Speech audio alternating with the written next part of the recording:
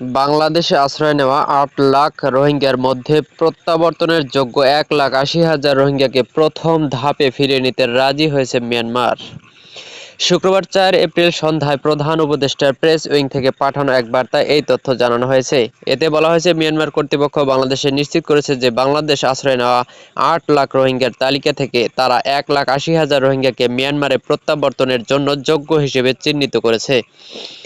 বাংলাদেশের পক্ষ থেকে ২০১৮ থেকে ২০ সালের মধ্যে ৬ ধাপে এ সংক্রান্ত মূল তালিকা সরবরাহ করা হয়েছিল।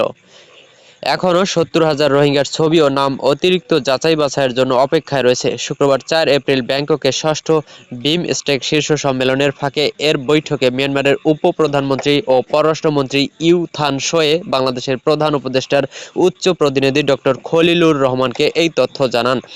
এটি রোহিঙ্গাদের ফেরানোর ক্ষেত্রে প্রথম এই ধরনের নিশ্চিত তালিকা, যা রোহিঙ্গা সংকটের দীর্ঘস্থায়ী সমাধানের দিকে একটি বড় পদক্ষেপ। মিয়ানমার কর্তৃপক্ষ নিশ্চিত করেছে, মূল তালিকায় থাকা অবশিষ্ট ৫,৫০,০০০ রোহিঙ্গার যাচাই-বাছাই দ্রুততার সঙ্গে শেষ করা হবে। বৈঠকে প্রধান উপদেষ্টার উচ্চ প্রতিনিধি মিয়ানমারের ভূমিকম্পে ক্ষতিগ্রস্তদের প্রতি গভীর সমবেদনা জানান। এছাড়াও তিনি বলেন, দুর্যোগে ক্ষতিগ্রস্ত মানুষের জন্য আরও মানবিক সহায়তা পাঠাতে বাংলাদেশ প্রস্তুত রয়েছে।